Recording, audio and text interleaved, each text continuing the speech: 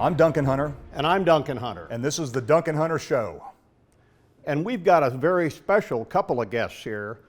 We've got Kirby Horrell, the legendary, longest-serving Navy SEAL in the history of America, and a great friend of his who was also an ally in the new war that Kirby is involved in, and that's the war to save our children. And so Joseph Travers is with us to help Kirby and assist him, and is the leader of the organization that is right now working to save American children who are exploited, who are missing, who have brought lots of heartache to their families. They've successfully rescued over 200 kids. We're going to talk about that today. So, Kirby, you went from a shooting war to a searching war, what I would call more of a reconnaissance and retrieval rather than shooting. How'd you get into that? Well, let me go jump back a little bit. You know, when I got off of active duty in 2015, we were introduced to a professor that had written a white paper about child trafficking. I've been all over this world. I've seen kids get trafficked. I've seen some of the horrors that happen to the children in the world. I had no idea that it was happening to kids on our streets in America.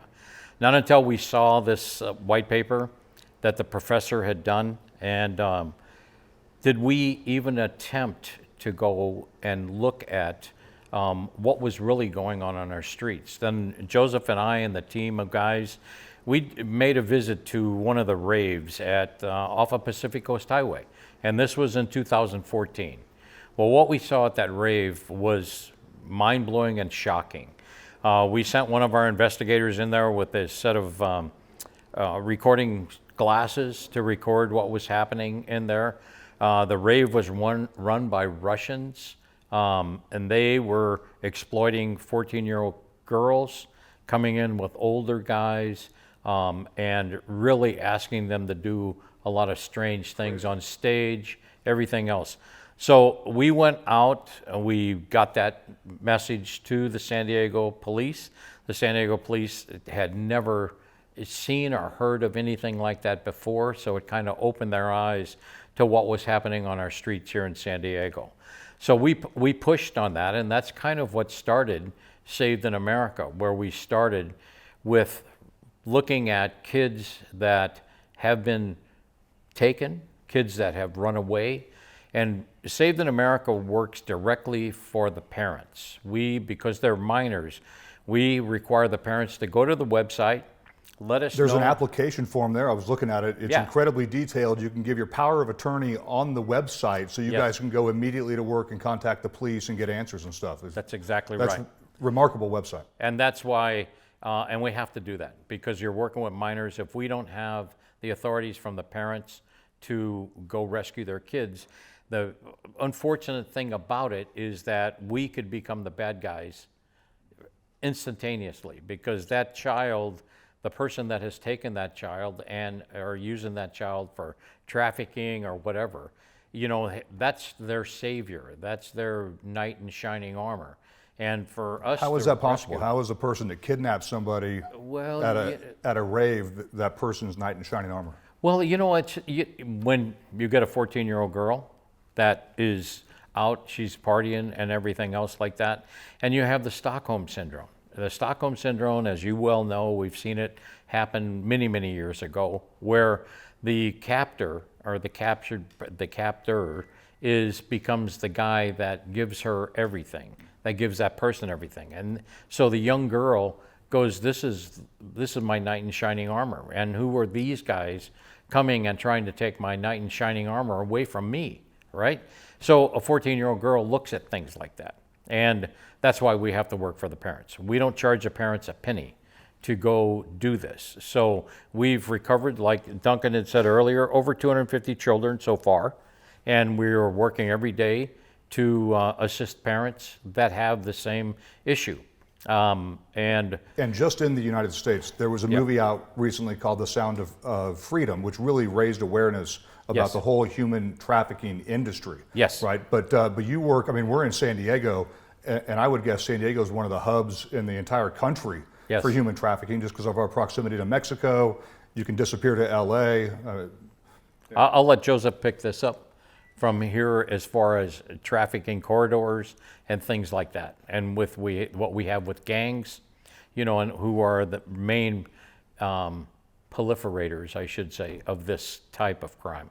Joseph, I mean, you have your hands full here. You probably don't have to look to other countries. And that's absolutely right. San Diego's the #2 hub. Wow. And what you do is you just look at the people who run this, right? Who are the bad guys? So you have the hubs for the bad guys are the drug traffickers. So the drug traffickers are the child sex traffickers. So we have what we call and Kirby knows this, the evil triad. And it's street gang members with prison gang members with the cartels who are working in an organized crime fashion for child sex trafficking here with American girls. And it's so bad that according to the National Center for Missing and Exploited Children, there's 300,000 runaway or missing children at any one time. So as we have doing this interview, there's 300,000 missing kids. How many of those are runaways? Roughly, what's the percentage versus kids that are abducted? These are runaway kids. Now, the study that Kirby was talking about with Dr. Amy Carpenter, that talked about gang influence in child sex trafficking, basically proved what we already knew, is that 30 to 40% of all these runaway missing kids, these 300,000, are being trafficked. So if you do the math, there's 100,000 kids, young girls being trafficked, American kids, in this country as we speak. That's amazing because you can drive through San Diego, you don't think that as you're driving through. You don't imagine that it's the second biggest hub in the country for human trafficking. Correct. And it's not that, and I ask this question, you know, different interviews I do. What is it? Why is San Diego #2? Why is Texas #1? Why is Florida #3? Well, it's because it's the same people that are doing the same trafficking with the drugs. They're now using girls because they make more money because they can sell a girl over and over and over again. It's not that in San Diego, what are they, just more perverted men? I mean, that's not what it is. It's they have the infrastructure already set up with the narcotics that they've taken over in the country today. So that's the reason why the child sex trafficking is like that. And you were mentioning the movie Sound of Freedom. Tim Ballard with Operation Underground Railroad, he does international trafficking. And we do, Saved in America, domestic trafficking is done 2 different ways and 2 different systems. So Tim does an excellent job with what he does overseas. I mean, how do you do it? Run through what you would call a representative case history. Give us an example on how you take action, how you're solicited by parents or you discover that a kid is being trafficked. Walk us through this thing. Yeah, there's a young girl, and this is one of the true stories, one of the cases we had. It's a 14-year-old girl in Sparks, Nevada. And if you go to the website, savedinamerica.org, you can go to the media page and you can see the video on this story. And it's the police detective from Sparks PD talking about the case. So anyway, the mother comes to the room, the 14-year-old, to take her to school. Windows open, girl's gone. So she calls Sparks PD. Sparks PD comes out like any police department, takes a report, says, well, do you know why she ran away? And mom says, no, I don't, because the answer was in her cell phone.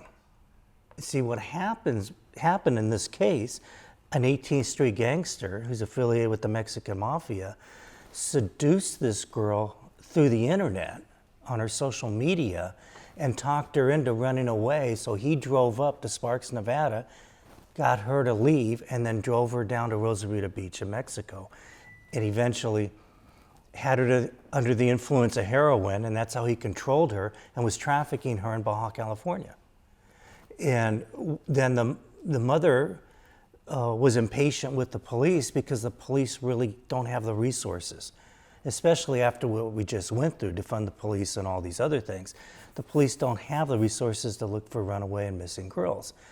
So the mother found out about us, called us, and in 2 days we found the location through social media investigation of where the girl was staying in Rosarito Beach, Mexico. And today, right now, that man is in jail and prison. Great. in Nevada, and she has been rehabbed, and she went, and everything worked out good for her. One of the things we do to these girls, because it's all psychological, so the kids become, you mentioned, Kirby mentioned this, they become attached psychologically to the person that abducted them. And so they're abducted not just physically, but psychologically. And sometimes you have to bring them back against their will. Oh, because what happened, it's a seduction. They entice them and seduce them through the social networking. I mean, look at what a lot of the young girls today, 13, 14, 15, 16-year-olds, what do they look at as important in life? They want to be an influencer. Yeah. So to be an influencer, hey, if I get 1 million followers on my social networking, maybe I'll make $1 million, right? Or something like that. So all these young girls, they want as many friends as they can get, and they don't screen them. Yeah. So the bad guys know that. These gang members and gang member associates prey on these young girls through the social media and then look for a way to pounce on them, basically. Yeah, and so the guy that drove up to Sparks, Nevada, that abducted this 14-year-old, he did it through social media. Or he got the connection, the attachment, and the agreement to leave with him purely through social media. All through social media. Yeah. So that's why we've got such a huge problem here. Do you catch the bad guys in the U.S. prior to them taking the captives out of the U.S., or are they going to stay here, most of them? Like, do you catch them, are they trying to get to L.A., or are they trying to leave and go to Ecuador or something, or Mexico? We've recovered 5 kids, American kids from Mexico, but we only go after American kids. And those were unique situations involving, like I said, some of the organized crime units on the border. But mostly they use the corridors. So this one case we just did, and this case is one of the events we just had in Las Vegas. We've done 7 joint operations or mutual operations with Las Vegas Metropolitan Police. And it was a young girl in a gang member area in Sacramento was coerced and abducted and taken and trafficked in Las Vegas. Right. So they have different corridors. So San Diego goes all the way up to Seattle, Vancouver, Washington, over to Las Vegas. Texas goes all the way up to Chicago, and Florida goes all the way up through New York up into the drug corridors. It's the same thing. Same drug corridors. Does the open border that we have right now, for practical purposes, with the massive numbers of people coming across, does that lend itself to the trafficking industry, to have the big numbers and have the big crowds that you can get lost in, and the fact that you got a whole lot of your border patrolmen now, probably way more than 60-70%, are not on the line. They're doing administrative work to administer to these folks that are coming across claiming asylum. So they got loads of, they're doing paperwork instead of working the line. But in your experience, you think that the open border lends itself to that? Absolutely. You have, we have Mark Morgan was one of our guest speakers, the former ICE and Border Patrol Commissioner for President Donald Trump. And we've gotten chances to talk to him extensively. And the estimate that we talked about, the 100,000 American girls being trafficked, he says that could be double that for foreign girls that are coming over the border.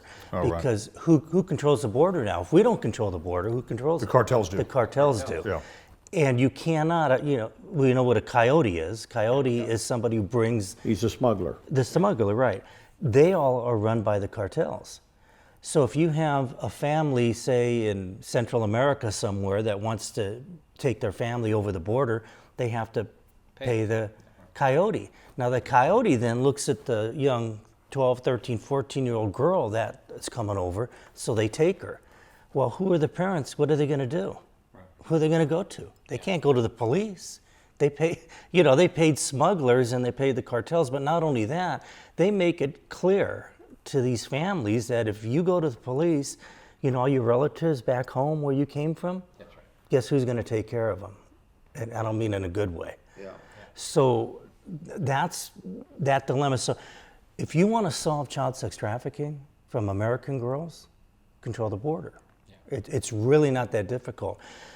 All the drug trafficking that comes over there, you could just get rid of 50 to 80% of it and take away their routes and their financial backing to put an end to this, what we call the evil triad. But still, you have to talk 14 or 15-year-old girls, and you keep saying girls, by the way.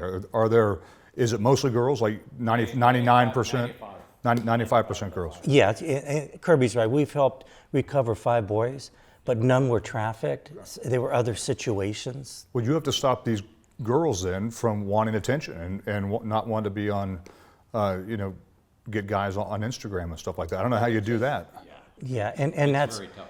Yeah, That's been going on 1,000 years. As much, everybody's more accessible now because of social media, but Yeah. it's been going on forever. Women getting wooed by bad guys, right? But so what would you say to parents? How would you instruct the parents to have a real, honest to goodness sit down with their kids and explain to them what a minefield this social media is, but also just going to parties? I know Kirby had mentioned 14-year-old girl goes to a party, a guy that she doesn't know gets to talking to her. They ultimately, she accepts a pill from him. It's got fentanyl, knocks her out practically, and he says, "I'm going to take Susie home." Yeah. And he heads for the border, and she's never seen again. Yeah. So this is a dangerous world now for teenagers, for really young people. How do you instruct parents to really get their kids to pay attention to this and to understand it and to avoid these things, to avoid a situation where they're going to be possibly abducted we were just, at a party? I was just speaking about this up in Visalia, and there's 2 girls we were looking for, so I ended up speaking about this. If you try to take a 13-year-old girl's cell phone from her today. I have 2 daughters. I was going to say, try looking at your kids' social Yeah. media. There's no chance. in It's hell. not happening. It ain't happening. No. And so what I tell parents is, okay, look, it's not going to happen. So what you do is put an identifier, technology in the cell phone, so if they do, you're going to have a window of time to locate where the phone is and where they are. That's number 1. Number 2, these gangsters and these gang associates, they're one of their biggest recruiting places. And there was a study again, as Kirby was talking about, where at least one gang associate, trafficker associate, is in every public junior and senior high school in San Diego County. That's crazy. That's nuts. So they're And organized. They're that's- organized and they're out there. and they're looking for that young girl. Come on. I asked this group of people just last week, when I was up in Visalia, I said, how many people here would like to go back to junior high school? I mean, that's the worst time in anybody's life. No, thank you. Is junior high school, right? So, in other words, kids have all these problems in junior high school because they're growing. They're going from a caterpillar to a butterfly, right? Yeah. And they're morphing into an adult, and sometimes it's not an easy situation. So these gang associates know that, these recruiters, and they look for that in one of the girls in the school, and then they start giving them gifts. They start to alienate them from their parents and their morals, and they turn the child's mind that what you think is morality isn't the right. They're just trying to keep you from having fun. And they turn them against, and then they get the girl. Like one case we had is a 15-year-old girl in Santa Ana, California. Same thing happened. A recruiter was recruiting her from her high school, and then invited her to a party, got her to, she started to like this guy, so took her to a party. They took her in a room, they injected her with heroin, and they had her in a car, and she was on her way to another city. That is the most horrible thought and thing. So the education in middle schools and high school is the biggest defense that we have as parents, as grandparents, and as adults to help save our kids to this type of heinous crime.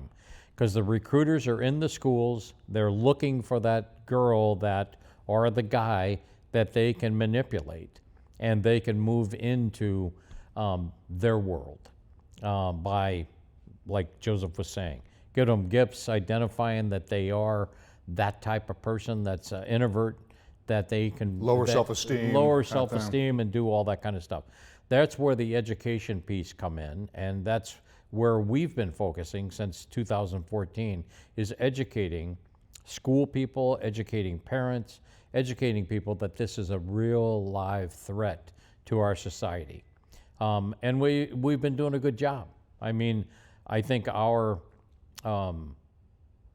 city attorney, has done a wonderful job by doing that, by supporting child trafficking. The San Diego City Attorney. San Diego City Attorney has been doing a wonderful job.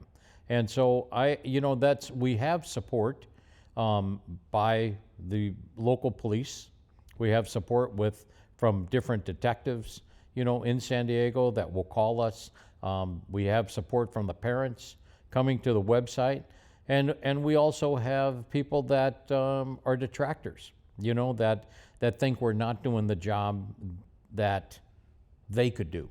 Well, they can't do it. Don't worry else about is been them. doing it, Right. Yeah. But they want to throw roadblocks up for Saved in America, and we've been pushing back on that, both legally as well as advertising and doing podcasts with people and explaining to them exactly what we've been doing. Listen, for every kid that you save is a huge benefit. And I'm kind of reminded, you saved over 200 kids, you've retrieved 200 kids plus. Mother Teresa, when she began to become famous, saved dying people in the streets of Calcutta. So she went to the big international symposium on world hunger. Yes. As she was going up the steps to where the symposium was being held in Calcutta, this is the legend, there was a dying person on the steps, because there's dying people all over Calcutta. Sure. And she didn't go up to speak. She had her Sisters of Charity pick this one person up and took them back to her place and took care of them. Yeah. She did people one person at a time. She saved.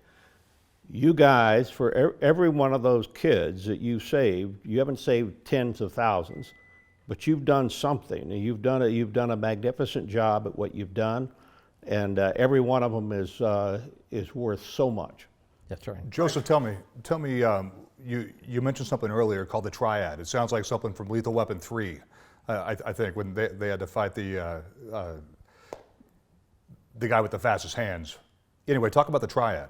Yeah, and I call it an evil triad. It's when I was in police work, right after I got out of the Navy, I went into law enforcement in Los Angeles, and most of the time in South Central, East LA, working with a lot of gangs and narcotics and things like that. And I saw what was happening with the street gangs, the prison gangs, and the cartels formed this alliance to where they controlled the narcotics trafficking. And the way they do it, it's pretty ingenious the way they do it. So if you have the prison gangs, you have your main prison gangs. If a street gang member is selling the distributor of the drugs, so the cartels, they bring the drugs over here, they give it to the street gangs to sell. Okay, so the prison gangs are the ones who control the prison, just like the cartels control the border. So if a street gang member hasn't been paying his taxes to the prison gang, when they go to jail, because of law enforcement's good in this country, sooner or later you get caught, you go to prison, and then they kill you. Well, the requirements to be a prison gang member, or you have to have been a street gang member, you have to commit a murder for the prison gang, and you have to be a heroin addict. These are all prison gang members. The Mexican Mafia, the La Nostra Familia, the Black Guerrilla Family, and the Aryan Brotherhood, and the different types and different names all across the country. So what happened was, because of what President Ronald Reagan did with the war on drugs in the 80s, the DEA and our federal government were now bringing the cartel leaders over here, prosecuting them and putting them in federal prison.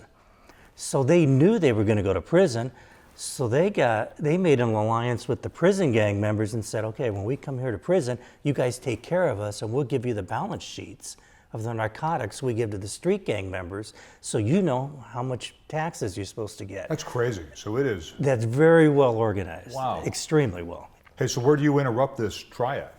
Well, Where should law enforcement interrupt the Triad? the border and the narcotics, because that's where it all started. Take control of the border, go back to the war on drugs. Get rid of the drug trafficking here as much as you can. I mean, I know it's not going to go away all the way, but you have to eliminate all these big narcotic sales, this big push. Like right now over the border, they can get anything they want over here. Yeah. So, and you just got to stop that. I mean, look at fentanyl. There was no such thing as fentanyl 10 years ago. That's right. And now fentanyl is so huge because the border was open. Widespread. Chinese. Well, you also had unintended consequences with the crackdown on opiates and as pain pills because of the pill farms and stuff. So there was an overreaction by Congress now. So my mom can't get hydrocodone anymore, but you can bring fentanyl across the border fairly easily. It's easier to get fentanyl than it is to get an actual pain pill from your doctor now. So Congress overreacted. You had unintended consequences, and fentanyl is one of the unintended consequences of that. But hey, how can they find out more about you? How can people listen and find out more? SavedInAmerica.org. SavedInAmerica.org. The first thing I want to get across is, I think, and Kirby would agree, this is the most important. If you or you know somebody has a missing child, call us. Go to the website, SavedInAmerica.org, and for free, we will help you find your missing child. Not just in San Diego, anywhere in the U.S. Anywhere in the United States. And if it's a child that you know of that is missing or there's some problems outside of the country, go to our friends over at Operation Underground Railroad with Tim Ballard. He's the one Now, who's... does this include a kid that's run away? Correct. Say a 14 or 15-year-old kid that's run away, but theoretically on their own initiative, but they may have been In most recruited part, to yeah. run away. In most parts, if they're a runaway, we can locate them. But at the same time, the parents have to be ready to take that kid back and figure out why the kid ran away. Because we've had cases where we've brought runaways back to their parents and the kids ran away again because the parents were the problem, right? So that's not something that we like to see, but we have seen it, right? So yeah, we got to protect our kids. I've always said, if you don't protect your children, you have no nation. It's that simple. Right? That's true, Kirby. And Yep. Kirby Horrell, Joseph Travers, thank you both for what you do. Thanks for starting Save in America. You're the special ops consultant, Kirby, right? Yes, I am. Yeah, that's and vice chair, I Yes. think. But the special ops consultant sounds cooler. By the way, it was Jet Li in Lethal Weapon 4 is where the triad comes from that I was thinking of, which is much more fun to watch than hearing about the evil triad. Well, and the again, thank you guys Chinese so much. triad's been around for a long, long time. Now, you probably have some experience with that, Kirby, which we'll have to save for another podcast. That's for another podcast. Good All deal. right? Yeah, thank you guys so much. All right. Thanks for listening, and stay tuned for our next episodes.